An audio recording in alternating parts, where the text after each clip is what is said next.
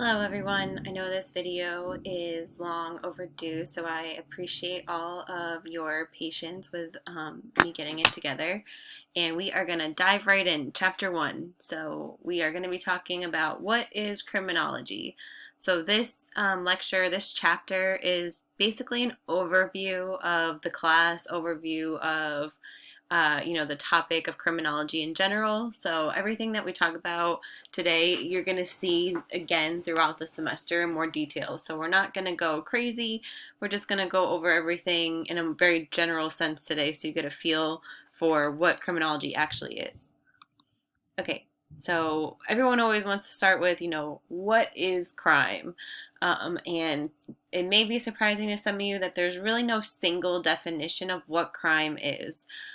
Putting together a single definition of crime, if you want to take on that task, typically pulls from concepts from 4 different perspectives: the legalist, political, sociological, and psychological perspectives, because all 4 of these areas study what crime is, and they all take a different approach to what crime is.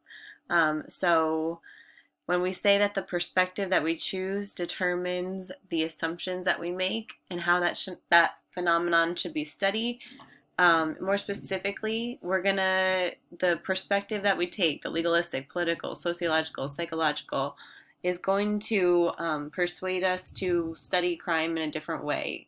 It's going to make you view crime differently.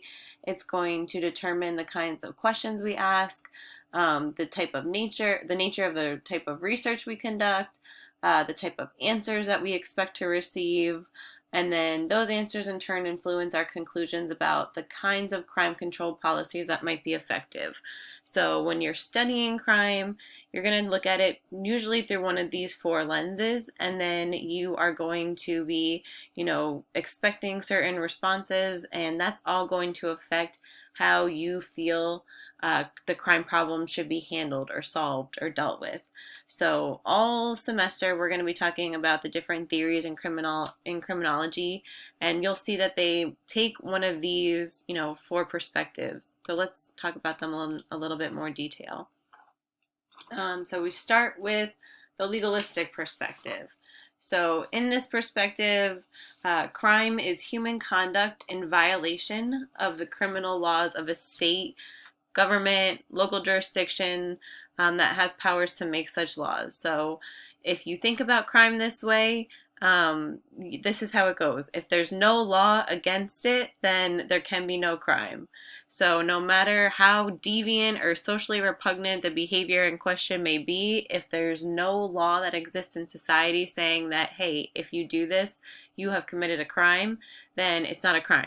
So let's get crazy and say that there were absolutely no crimes against murder, that you could murder somebody and, you would never have fear of being arrested, going to jail, anything like that.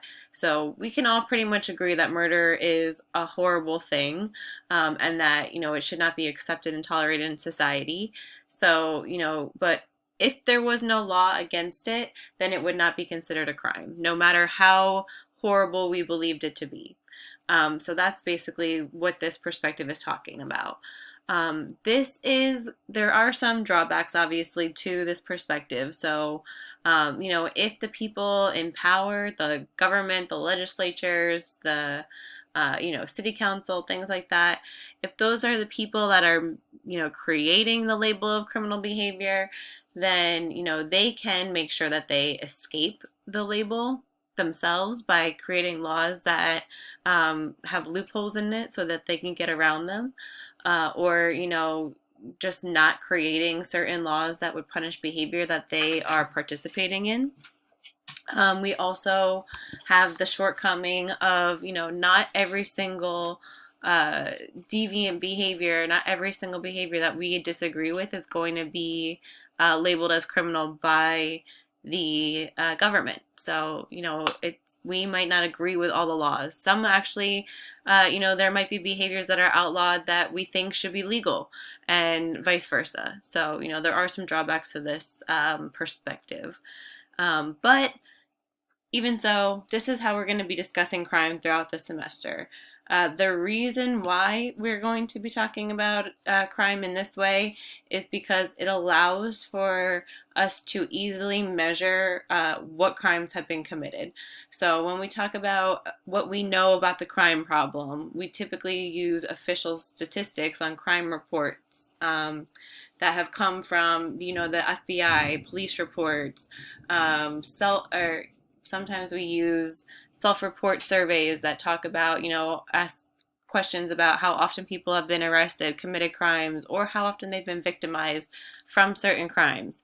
So even though there are some drawbacks to this perspective and it's not perfect, it gives us a uniform way to measure crimes that occur in the country, because everyone knows if a crime is if a law is written down and it outlaws a specific behavior, if that behavior is committed, it's a crime, and there's really no debate at that point. If there's a law against it, they broke the law, that means they committed a crime, and that's a fact at that point. There's no debating whether or not.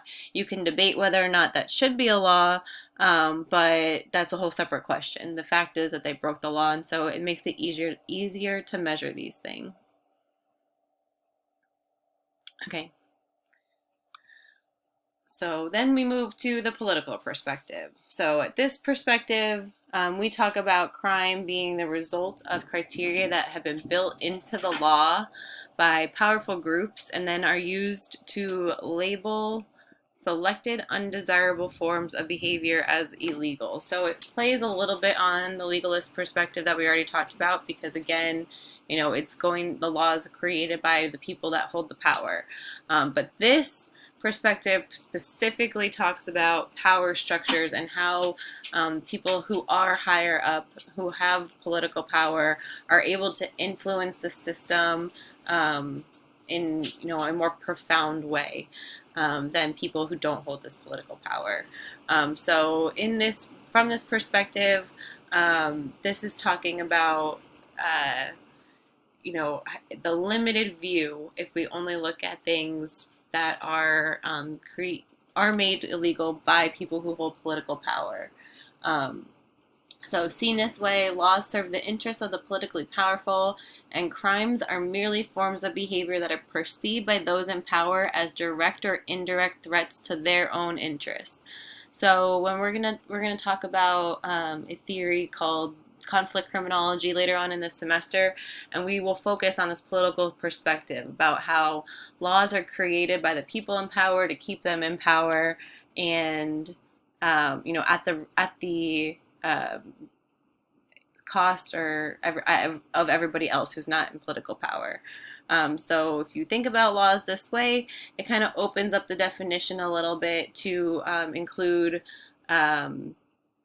crimes that are committed by the powerful and the wealthy, because they kind of turn the tables on people who study crime and say, okay, or create the definition of crimes and say, okay, well, what about this behavior also? So what about, going to war with other countries? What about,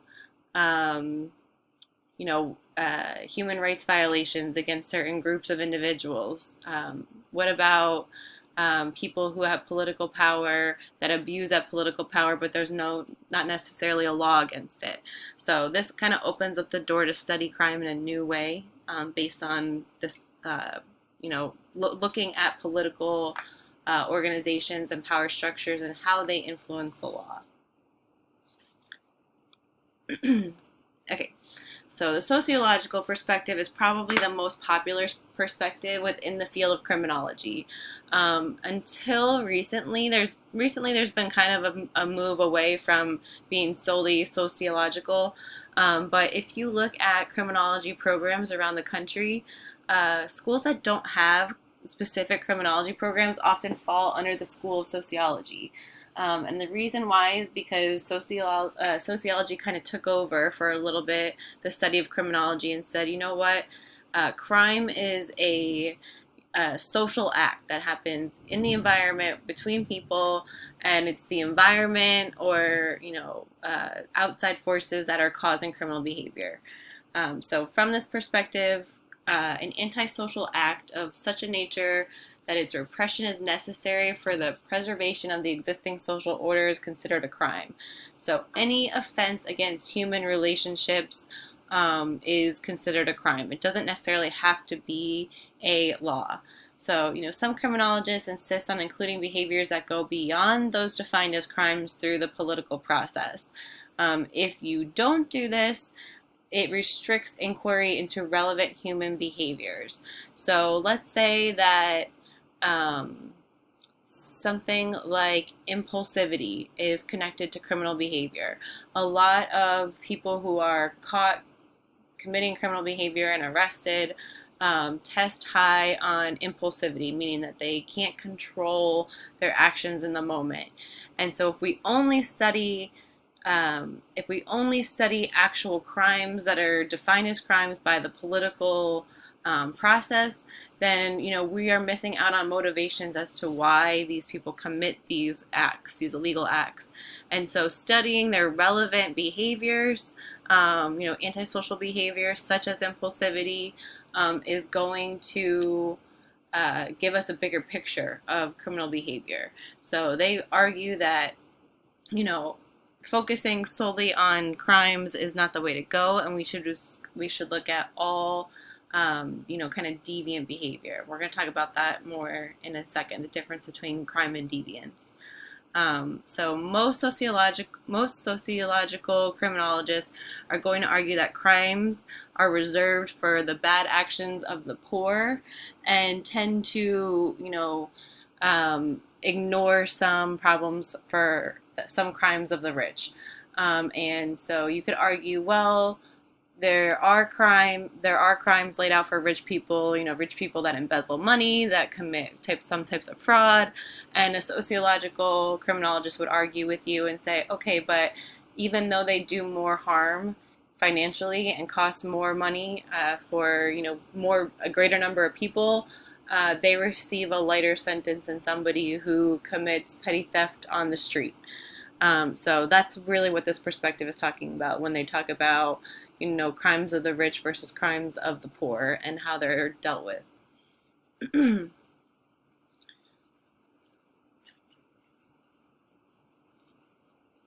So with this last bullet point right here saying shortcomings of this perspective, and it's asking, is it appropriate to criminalize activities that cause only indirect harm? So your book has a really good example of, people who are poor, who steal bread to feed their family because they can't afford to feed their family. Those are the people that are going to get, punished by the law. Whereas it is a common practice in farming and in certain, in the food industry, that if you have too high of a surplus of food, that you get rid of it. You burn it, you destroy it, and that way you can't sell it to anybody, and that maintains the price in the market.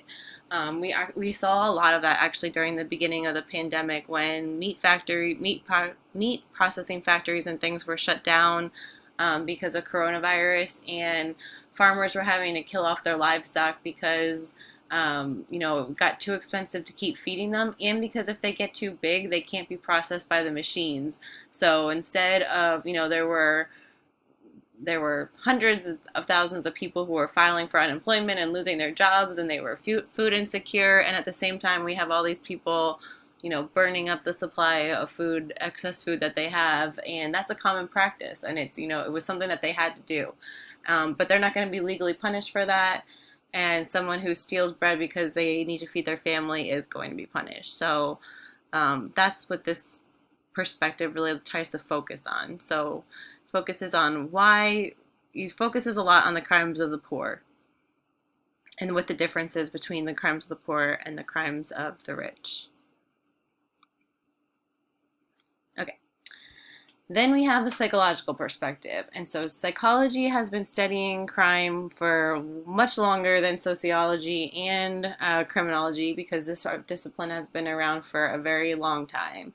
And from the psychological perspective, crime has an individual level factor. Psychology really focuses on inside an individual. What are your characteristics? What are your personality traits? Do you have any mental illnesses? What about you as a person makes you unable to live in society like everybody else?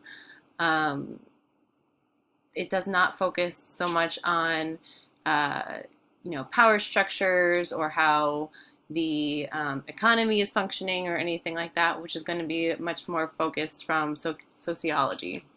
This is very much individual level. Um, the individual's difficulty living within a framework of generally acceptable social arrangements is really what the focus is on here. So, for example, someone who lacks empathy may have no problem with stealing something. So they see something, they know that they want that thing, and so they take that thing, and they don't really care that that it hurts somebody else, that it affects somebody else, because they have no empathy. So that would be something, lack of empathy would be something that psychological criminologists would want to focus on. So when they are studying crime, they are studying any maladaptive behavior.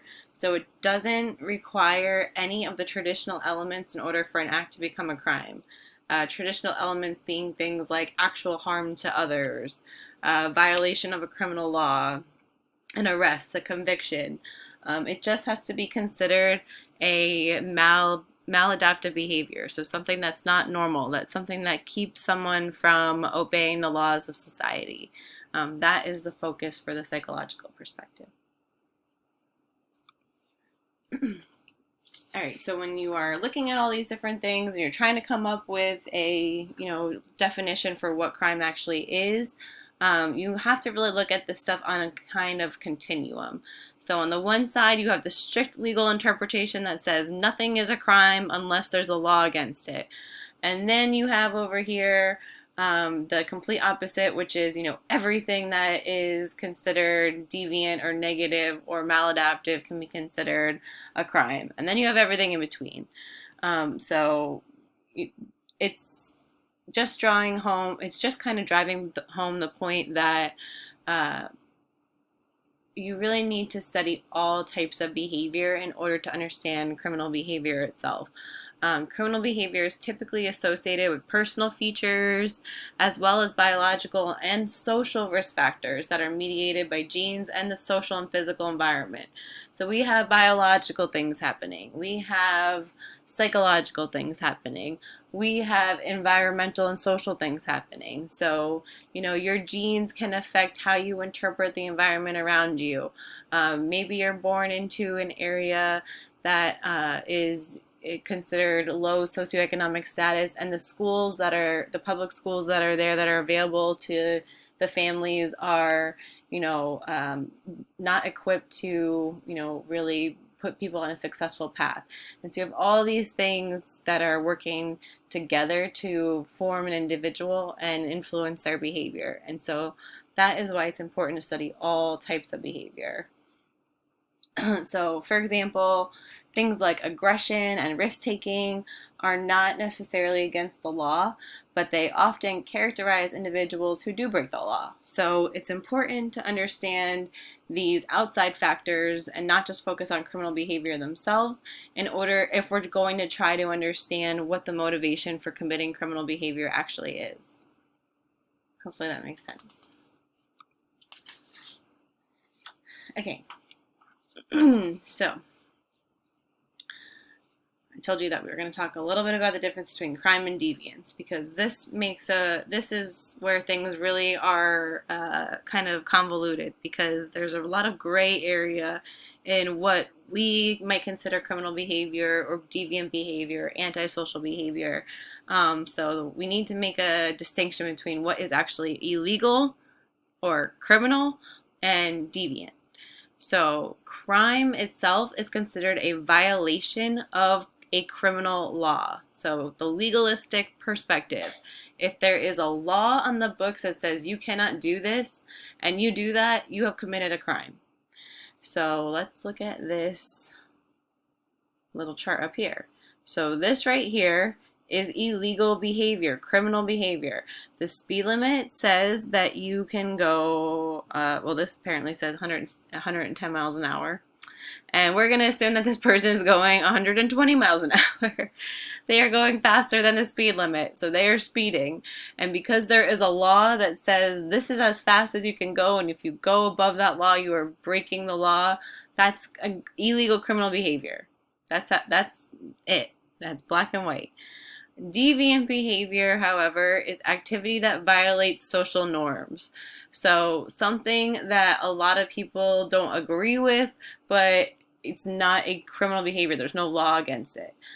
Smoking can be one of those things. And smoking cigarettes. There's at this point, there's the majority of the country, I would say, is against smoking cigarettes. There's a minority of the population that smokes cigarettes at this point.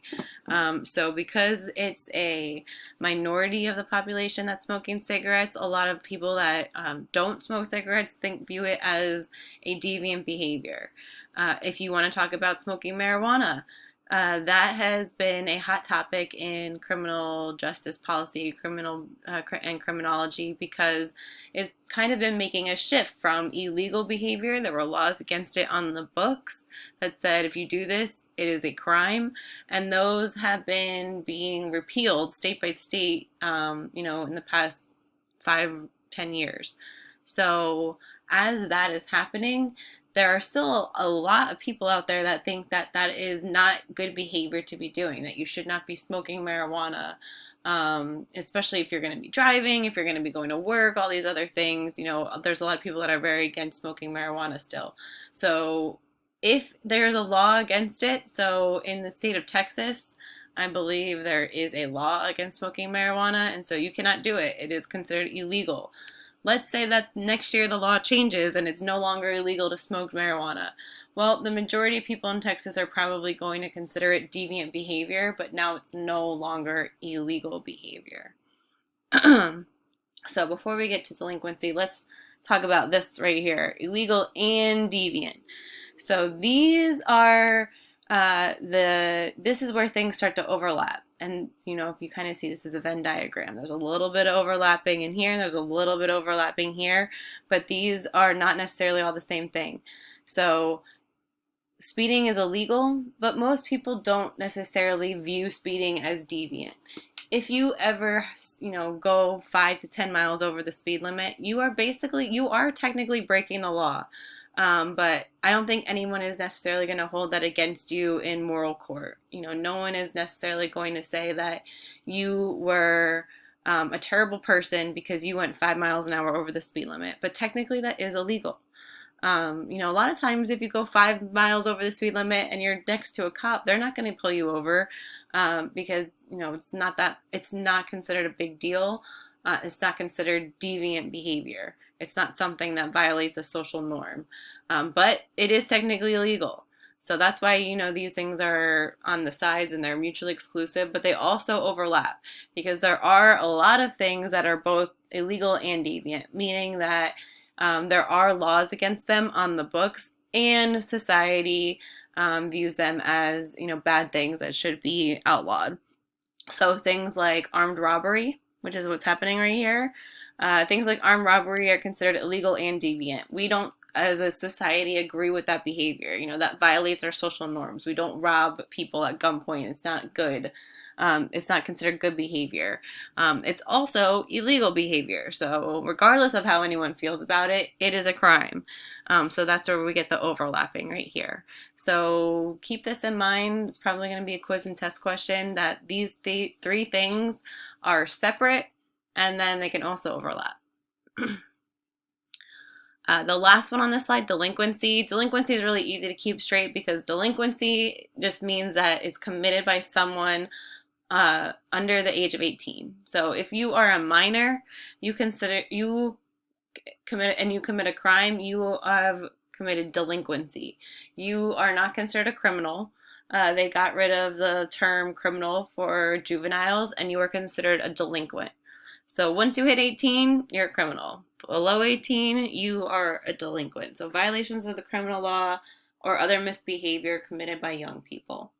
So young people under the age of adulthood. So I guess in some states it could be considered 17, but anything that's under, adulthood in that state legally, is considered delinquency. So that one's kind of the easiest um, to grasp. Okay, so after we have that discussion, you can kind of see where we're coming from, where what is crime differs from the question, what should be criminal? These are two different things. So when we are trying to decide what should be criminal, so what should we consider criminal behavior, which means obviously putting it in the books as a law. There's two kind of perspectives or views that are used to create laws. The first one is the consensus perspective, which means that everybody in a society agrees that a law against a certain behavior is necessary. So this works best for, the most extreme crimes, things like murder, rape, and even rape gets uh, sticky in some situations when you talk about different types of rape. But things like armed robbery, where everybody in the society, or at least the majority of the society, agrees that that is not appropriate behavior and that it should be punished in some way. So that is the consensus view. For those big ticket items, those really aggressive items, those really horrible behaviors, this makes sense. The consensus perspective makes sense. It's when you start getting into the more minor behaviors, or like I said, even different types of rape. So statutory rape versus, most people can get on board with things like aggressive rape, sadistic rape being criminalized. But acquaintance rape, where it's a he said she said kind of situation, and it's not necessarily a lot of physical force involved, then you get different people having different perspectives.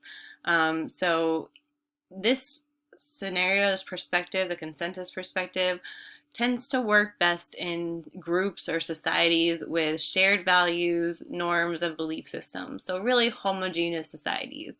America is not a homogeneous society. We have, we're a melting pot. We have many different cultures, ethnicities, and so everyone has different values and belief systems. And so the majority of the penal law, the criminal laws that are in this country, are made up from the pluralist perspective, which recognizes the importance of diversity and the fact that everyone is going to interpret different things differently.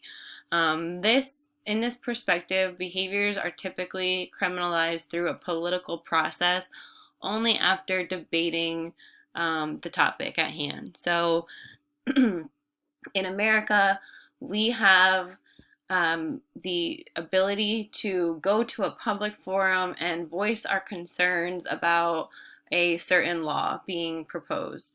And we also have the ability to vote in representatives that are supposed to, represent our own beliefs and values. And so we trust these people to, only propose laws that we agree with. And if we don't agree with them, then we can go, or, maybe our candidate is not the one that won. We can go and discuss this in an open public forum. And the people who are voting for these things are supposed to take into consideration what their constituents want. And then after all this debate and back and forth goes through, a final vote is held and something either passes or it doesn't pass. And then if it passes, it gets made into a law. So again, that is basically the best way to allow all the different perspectives come through. Everyone's different cultural values, spiritual values, norms, belief systems. Even since they're all different, it allows everyone to kind of get a shared voice in deciding these laws. Obviously, you're not ever going to make everyone happy. There are going to be, people that don't get what they want. But in America, we're a democracy, and it works as the people who have the most votes win. And that's how this perspective works. Okay, so moving on. So defining criminology. So this is our class. We are talking about criminological theories. So it's important to know what is criminology. Criminology explains the etiology, which means the beginning, the extent, and the nature of crime in society. Criminology, anytime that you see ology, it means the study of. So when you have criminology, it means the study of crime. And so the study of crime is a very broad general statement, but criminology includes things like talking about what the crime picture is. Why do people commit crime? Why do people not commit crime? Why is crime higher in this area than that area? There's a bunch of different ways to look at the crime itself, but in very general terms, criminology means the study of crime. So criminology is the body of knowledge regarding delinquency and crime as a social phenomenon. It's interdisciplinary, which we're going to talk about more in a second. And it's the scientific study of crime, the scientific part being important. We are social scientists that study criminology, and so that means that we're not influenced by our own personal beliefs and biases about crime. We do our own research.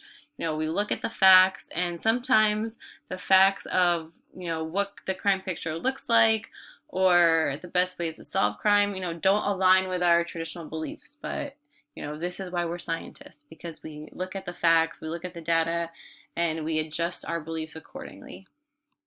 So the difference between criminology and criminal justice. Criminology, like I said, is the study of crime. Criminal justice, on the other hand, tends to be the things that make up what we call our criminal justice system. So law enforcement, courts, and corrections make up the criminal justice system. And so you can be a criminal justice professional and work in one of those areas, or you can be a criminal justice researcher, and then again, your research would focus on law enforcement practices, maybe different court policies, maybe different outcomes for corrections, studying the actual hands-on criminal justice agencies that we have. Okay, so like I said, criminology is an interdisciplinary field, and what that means is, this is the perfect way to describe it, that the roots for criminology come from many, many, many different fields. And so criminology is a relatively new field of study. And by relatively new, I mean, it's been around since the early 1800s, late 1700s, which doesn't seem that new. But when we're talking about things like psychology, which has been around for forever, this is relatively new. And so there are people in every single one of these fields that study crime in some way. They typically just do it through a different lens, while criminology takes into account all these different things. So people in anthropology who study crime and criminal behavior are studying, criminal society's aggression in humans, that lived long, long, long ago. Philosophy would look at it as a, big philosophical question, like what is crime? Why do people commit crime? But in a, very general way.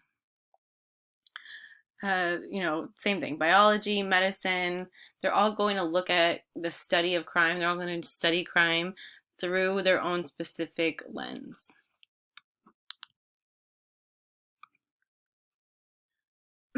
So the rest of this PowerPoint is really just for you, especially if you're a criminology major and you maybe don't know necessarily what you want to do with your major in life. This might help you figure out, give you more of a direction of what it is that you would like to do. So different careers in criminology. What do criminologists do? Obviously, they study crime. They can typically, criminology sticks to academics, researchers, policy analysts, people that do program evaluation, things like that. So here's some different other things. So data gathering, theory construction, hypothesis testing, social policy creation, and I would say testing, teaching, public service, analysis of crime patterns. So sometimes police agencies will hire criminal analysts to work with them, and that's somebody who will, try to find patterns in crime uh, in different crime patterns, and then make a policy to try to deal with lowering that specific crime rate. So all these are different things that we can do in the field of criminology. So there are different forms of criminology. So that is focused more, all those things I just talked about are focused more on like the research side of things. But there are two, kind of other areas within the field of criminology. A criminalist is a specialist in the collection and examination of the physical evidence of crime. So this box over here, forensics examiner, crime scene photographer, crime lab technician, all these people are going to be the ones that are performing an examination of evidence. If you are interested in this type of stuff, if you love CSI, you love the people that work in the crime lab and do all the testing, and you want, that's the route you want to go, I highly, highly suggest looking into classes in things like biology, and looking at that stuff in particular, because a criminal justice degree oftentimes is not going to be enough for you to get your foot in the door in those things, because you're going to need knowledge outside of just what the criminal law is. A criminal justice professional, on the other hand, is all those things that I was talking about before. People who work in law enforcement, people who work in corrections, people who work in courts, the judge, lawyers, prosecutors, defense attorneys, the bailiff, people who work in the jails, so correctional officers, wardens, the people, parole officers, probation officers. All those people are considered criminal justice professionals. So they do the nitty gritty day to day work that runs the criminal justice system. Again, the criminal justice system is made up of law enforcement, courts, and corrections. So, depending on what degree you are going to end up with in criminology, there are a variety of areas that you can work in, and these typically are the main ones. So, police, oftentimes now, police agencies require you to have a bachelor's degree. If you get your master's degree, it actually gives you a leg up sometimes into detective or something in the more administrative, managerial side of things. Probation and parole agencies will usually require a bachelor's degree. Court support activities depends on what you're looking at. Again, depending on what you want to do. So if you want to be a court psychologist, you should probably look into psychology. Forensic psychologist, you probably want to look into psychology. Forensic anthropology is a thing, but again, you're probably going to want to look into anthropology classes. So these things are just some of the areas where you can end up getting a job. All right, theoretical criminology. This is what this class is all about. We are in theory of crime causation class, and so this is what we're going to be focused on this semester. So even though I talked about all those other things and they'll briefly come up throughout the semester, these are the ones to focus on. This is what to focus on. So theoretical criminology seeks to explain criminal behavior. We're not just going to describe crime and what the crime picture looks like. We want to know why. Why do certain people commit crime, and why do certain people not commit crime? Why do certain areas have higher crime rates than other areas? These are the types of things that we are going to be studying over the semester.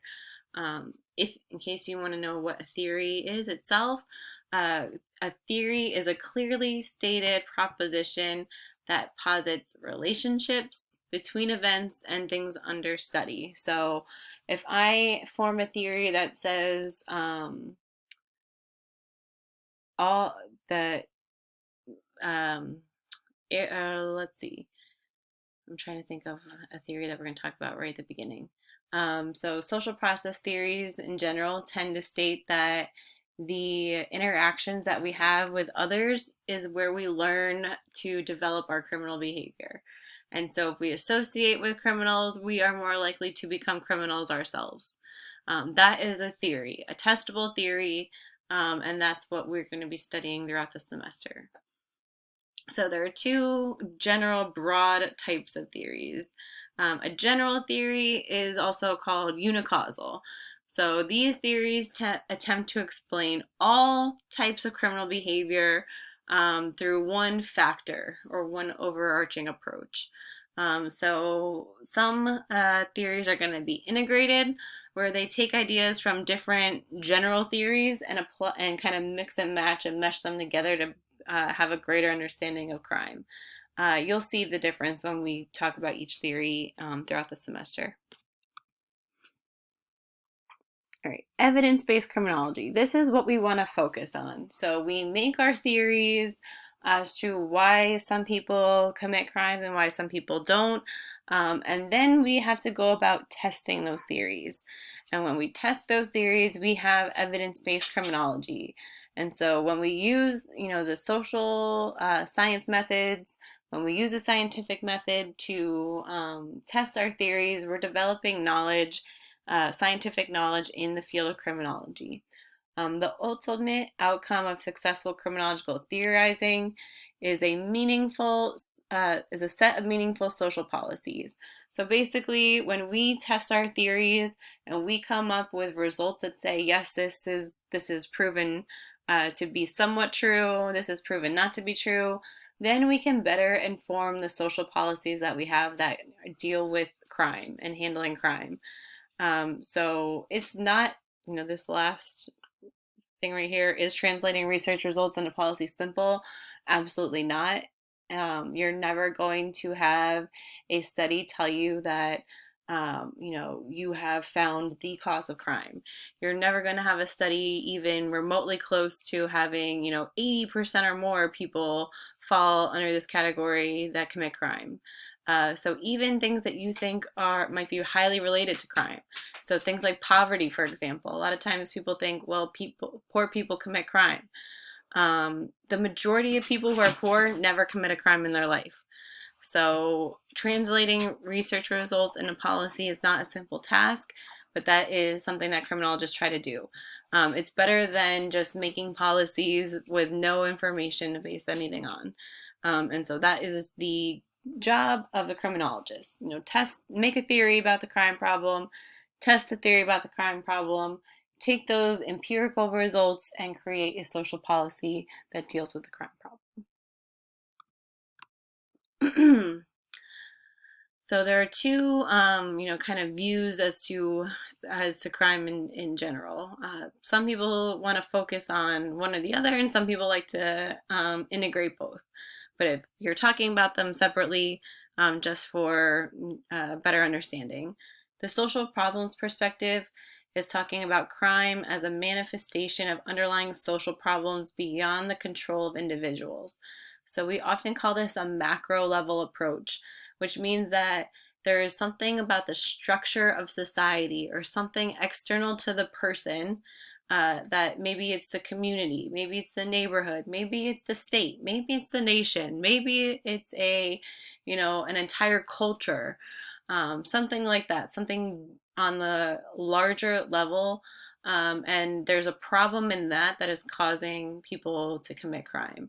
So, we'll talk about in many of the theories in criminology that we're going to talk about, we will talk about the capitalism being, possibly a source of crime because it makes, people strive for financial success, but it's not as easy to gain as, one might think.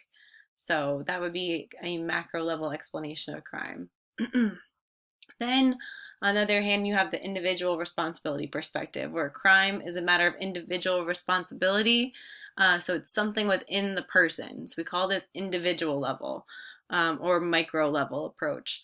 So macro is huge, giant, large, and micro is individual, small, tiny, one person.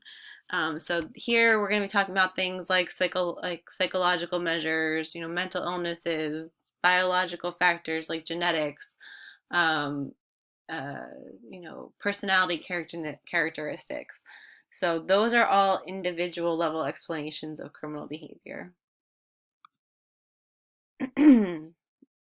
So, regardless of if you're talking about things at the macro level or the micro level, It's important to keep in mind the social context of crime. Crime does not occur in a vacuum. What affects one person might not affect another person because of the things that are happening around them. So it's hard to explain criminal behavior the way we would like to explain criminal behavior because everyone's circumstances and external factors are going to be different. And those have to be taken into consideration when we're trying to form theories about why people cause crime. Crime is fundamentally a social construction because crime is created by people in power, and they often make laws based on what is happening in the social environment around them at the time. So, as you know, in the 80s, we saw a crack epidemic, and people were dying in the streets because they were overdosing on crack, and it was, a really in your face problem of the time. And then we saw a lot of, crackdowns on that type of behavior. There was a lot of, there was a rule where if you possessed a certain amount of cocaine, you were automatic, or a certain amount of crack cocaine, you were going to get an automatic 5 years in federal prison or in prison, and that was that. Now we see drug laws kind of relaxing a little bit. People, the marijuana laws, for instance, taking, taking a step back from those. So this is when we're talking about crime as a social construction. So if one day the drinking age is 18 and everyone who's 18 can legally go to the bar and buy a beer, and the next day a law passes and it says, nope, you can no longer drink beer legally until you're 21, that's a really good example of crime being a social construction. Who is deciding these things? Are these things being decided the way that they are? Because it's a social construct, and the people, it's going to be highly influenced by what's going on in the world around the people that are making the laws. And that's basically what this social relativity means right there. So, even though many disciplines have made important contributions to criminology, again, I talked about this already, the primary perspective from which contemporary criminologists operate tends to be sociology.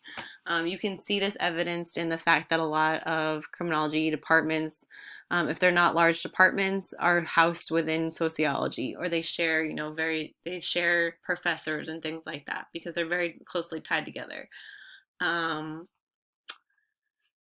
uh, Although a lot of the theories within criminology come from this sociological perspective, there are other ones as well. And so they're all, especially when we talk about integrating different theories and making, a more holistic approach to criminal behavior, we're talking about integrating other perspectives in as well. Okay, and that's it. So I hope you enjoy the rest of your day.